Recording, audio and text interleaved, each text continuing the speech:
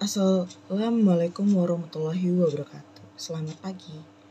Pada hari ini kami dari kelompok 7 akan mempresentasikan mengenai Pusat Pertanggungjawaban Pusat Investasi. Kami dari kelas 06 SAKP 009 dengan dosen pengampu yaitu Bapak Bernada SPMM dengan mata kuliah Sistem Pengendalian Manajemen. Pertama-tama perizinkan kami untuk memperkenalkan diri. Perkenalkan, nama saya Krisanti Widyasti. Perkenalkan, saya Fahida Revenca dari kelas 06 SKP 09 kelompok 7 dengan nomor induk 020101120142. Kenalkan, saya Salsabila Fafatur Rahman dengan nomor NIM 20111120430. Saya dari 06 SAKP 009. Baik, di sini ada pusat investasi.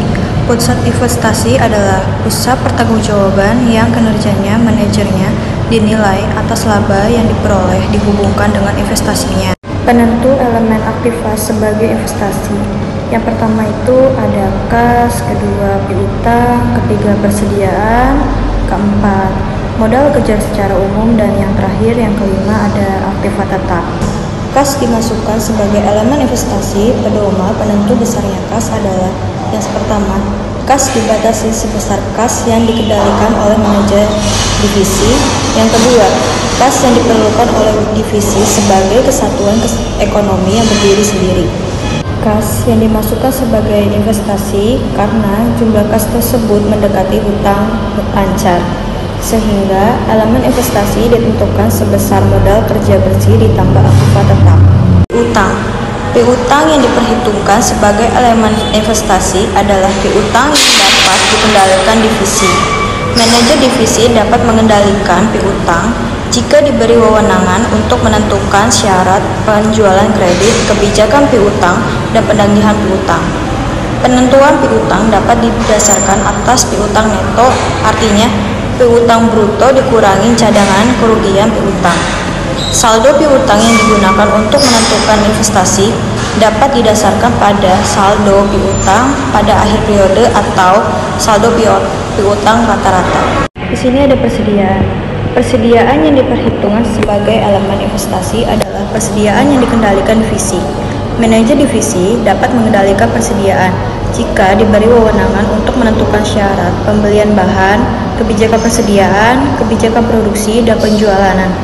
Penentuan persediaan dapat didasarkan oleh persediaan neto, yang artinya persediaan neto dikurangi cadangan kerugian penilai persediaan. Modal kerja secara umum. Perusahaan dapat memasukkan seluruh aktiva ke dalam dasar investasi dengan tidak mengeliminasikan kewajiban lancar. Metode ini menyatakan terlalu tinggi jumlah modal korporat yang diperlukan untuk mendanai unit usaha, karena kewajiban lancar merupakan sumber modal.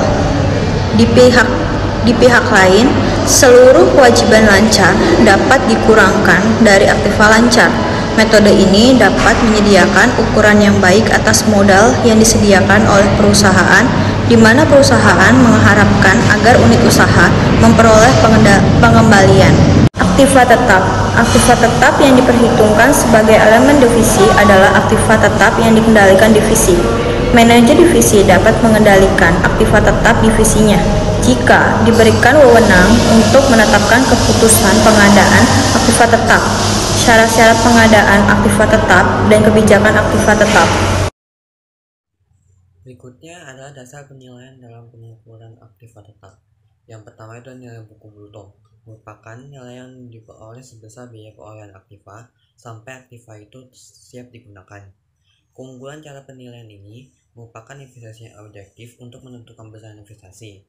Jumlah investasi divisi tidak berfluktuasi dari periode ke periode. Dapat membandingkan kinerja antara divisi dalam menghasilkan return, mendorong manajer divisi untuk mengganti aktiva tetap lama dengan aktiva tetap baru. Kelemahan nilai buku bruto, divisi dibebani investasi dalam jumlah yang terlalu besar. Manajer divisi terdorong untuk mengganti aktiva tetap lama yang sebenarnya masih dapat memberikan kontribusi terhadap laba. Pengukuran menggunakan harga perolehan historis. Nilai bukunya yaitu adalah sebesar nilai perolehan mula-mula aktiva dikurangi rekening penilaian aktiva. Contohnya, cadangan kerugian piutang, cadangan penurunan nilai persediaan, dan akumulasi depresiasi aktiva tetap. Aktiva tetap yang digunakan sebagai dasar investasi adalah harga perolehan dikurangi akumulasi depresiasi. Keunggulan metode nilai buku yaitu mencerminkan manfaat ekonomis aktiva tetap. Nilai aktiva tetap sebagai dasar pengukuran sesuai dengan prinsip yang lazim. Adanya penggantian aktiva tetap berakibat menaikkan investasi sebesar harga perolehan aktiva tetap baru dikurangi nilai buku aktiva tetap lama, sehingga investasinya dapat diukur lebih realistis. Kelemahan metode nilai buku, penentuan akumulasi depresiasinya itu subjektif. Tidak dapat diperbandingkan kinerja antara divisi yang lama dengan divisi yang baru. Tidak mendorong divisi untuk menambah investasinya melalui pembelian aktiva tetap baru, karena akan menaikkan investasi yang besar, sehingga mengakibatkan penurunan ROI dan EVA. Jika tingkat inflasinya tajam, pengukuran ini tidak dapat mencerminkan nilai investasi saat ini dan yang akan datang. Pemilihan mode depresiasi yang berbeda mengakibatkan besarnya ROI dan EVA pada tahun yang sama besarnya berbeda. Nilai pengganti yaitu nilai ukur aktiva yang sebesar biaya pengganti atau nilai pasar aktiva yang sama pada saat ini. Keunggulannya, jika tingkat nilai inflasi tajam, nilai pengganti dapat mencerminkan nilai investasi saat ini. Dapat digunakan untuk menilai kinerja antara divisi yang memiliki aktiva tetap baru dengan aktiva tetap lama. Kelemahannya, informasi nilai pengganti tidak dapat diperoleh dari catatan akuntansi sehingga perlu dilacak sistem yang khusus. Tidak semua aktiva diketahui nilai penggantinya, belum dapat digunakan dengan tepat untuk membuat keputusan. Nilai masa depan yaitu nilai yang akan direalisasikan jika suatu keputusan investasi diambil. Maka aktiva tetap sebagai elemen investasi dinilai atas dasar nilai masa depan jika alternatif investasinya dipilih. Kelemahannya, penentuan nilai masa depan sifatnya subjektif. Penentuan nilai masa depan menghadapi ketidakpastian, sehingga penafsirannya memerlukan teknik statistik, keahlian, fasilitas, dan biaya yang besar. Aktiva tetap menganggur, yaitu ada aktiva yang dalam suatu divisinya itu tidak dapat digunakan oleh divisi lain. Maksudnya, tanggung jawab aktiva ini tetap berada pada manajer divisi dan dimasukkan sebagai elemen investasi divisi yang bersangkutan. Aktiva tetap yang menganggur dalam suatu divisi dapat digunakan oleh divisi lain, yaitu aktivanya dapat dipindahkan oleh manajer divisi yang memanfaatkannya. Aktiva tetap yang disewa itu ada aktiva tetap yang dibeli, yaitu besarnya investasi divisi yang bersangkutan akan bertambah. Lalu ada aktiva tetap yang disewa, yaitu besarnya investasi divisi yang bersangkutan tidak bertambah. Selanjutnya mengenai tujuan pengukuran kinerja pusat investasi, yaitu ada manajer divisi dapat menghasilkan laba yang memuaskan atas investasi, dan selanjutnya terakhir yaitu adalah manajer divisi hanya melakukan investasi tambahan jika investasi tersebut dapat menghasilkan laba yang memuaskan dibandingkan dengan investasinya. Selanjutnya ada ROI atau Return on Investment, yaitu adalah pengukuran kinerja pusat investasi dengan menentukan besar rasio laba dengan investasinya. Misalnya, pencapaian ROI yang diharapkan dari divisi besarnya 20% per tahun. Lalu menjadi kinerja divisi dinilai baik jika ROI sesungguhnya tercapai sebesar minimal 20%. Selanjutnya, jika tidak tercapainya, maka kinerja divisi tidak dinilai dengan baik. Lalu selanjutnya, bagaimana cara menghitung ROI? ROI sama dengan rasio laba terhadap penjualan dikali perputaran investasi atau laba per penjualan dikali penjualan per investasi dikali 100%. Ataupun dapat dihitung dengan cara laba atau EAT per investasi dikali 100%. Lalu, ROI sendiri dapat meningkatkan usaha, di antara lain mengurangi biaya sehingga laba dapat ditingkatkan, meningkatkan penjualan yang dapat meningkatkan laba, meningkatkan rasio laba terhadap penjualan, serta menurunkan investasi divisi.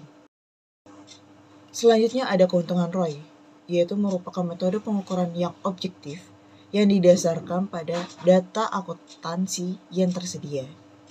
Dan selanjutnya, ROI sendiri sebagai pengukuran yang komprehensif di mana semua pengaruh laporan keuangan tercermin dari rasio ROI. Lalu ada pembagian kinerja antara divisi, meskipun skala kegiatan usaha divisi dan bidang bisnisnya berbeda. Selanjutnya yaitu adalah mendorong terciptanya keselarasan tujuan divisi dengan tujuan perusahaan. Lalu selanjutnya ada pembandingan dengan persentase biaya modal yang ada di pasar modal. Selanjutnya yaitu sebagai alat untuk mendeteksi kemungkinan aktiva yang terlalu besar atau menganggur. Yang terakhir yaitu adalah ROI mudah dihitung, dapat dipahami dan sangat berarti dalam pengertian absolut. Selanjutnya ada kelemahan ROI.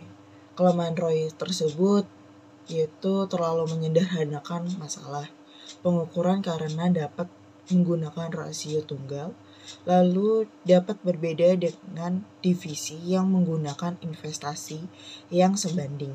Selanjutnya adalah terlalu mendasarkan pada laba akuntansi, padahal pengukuran kinerja divisi terutama untuk pihak dalam organisasi, lalu dapat menimbulkan konflik antara tujuan divisi dengan tujuan divisi lainnya.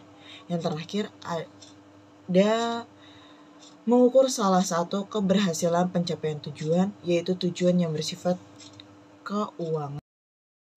Selanjutnya mengenai residual income atau RI atau economic value in debt atau EVA, yaitu merupakan laba yang dihitung dari selisih antara laba bersih dikurangi dengan biaya modal yang diperhitungkan atas investasi dengan keuntungan divisi yang investasinya sebanding mempunyai sasaran laba yang sama. Aktiva yang berbeda dapat dibebani persentase biaya modal dan berbeda. Mendorong manajer divisi untuk melakukan investasi yang dapat menghasilkan RI atau residual income sebesar mungkin. Dan terakhir yaitu memiliki korelasi positif yang lebih kuat terhadap perubahan nilai pasar perusahaan. Selanjutnya ada kelemahan EVA. Di antara lain ada sulit menentukan biaya modal secara objektif, jarang dipakai dalam praktik, hanya mengukur salah satu keberhasilan tujuan bisnis. Selanjutnya cara perhitungan EVA sendiri. EVA sama dengan laba bersih dikurangi beban modal, ataupun beban modal sama dengan biaya modal dikali modal yang digunakan, ataupun EVA sama dengan modal yang digunakan atau ROI dikurangi biaya modal. Selanjutnya mengenai tindakan meningkatkan EVA, yaitu meningkatkan ROI melalui business process reengineering dan productivity gains. Tanpa meningkatkan basis investasi, diinvestasikan aset produk dan atau bisnis yang ROI-nya kurang dari besarnya biaya modal. Selanjutnya itu adalah investasi agresif yang baru dalam aset produk dan atau bisnis yang ROI-nya melebihi biaya modal, peningkatan penjualan, margin laba atau investasi, efisiensi modal atau rasio penjualan terhadap modal yang digunakan. Selanjutnya ada 4 alasan yang membuat EVA lebih unggul daripada ROI, yaitu dengan EVA seluruh unit usaha memiliki sasaran laba yang sama, sedangkan pendekatan ROI memberikan insentif yang berbeda dengan investasi di antara unit-unit usaha. Yang selanjutnya yaitu meningkatkan ROI suatu pusat investasi dapat menurunkan keseluruhan labanya. Yang terakhir yaitu EVA berlawanan dengan ROI, memiliki korelasi yang positif yang lebih kuat terhadap perusahaan nilai pasar perusahaan. Sekian presentasi dari kelompok kami. Kurang lebihnya mohon maaf jika ada salah kata dan perilaku. Assalamualaikum warahmatullahi wabarakatuh.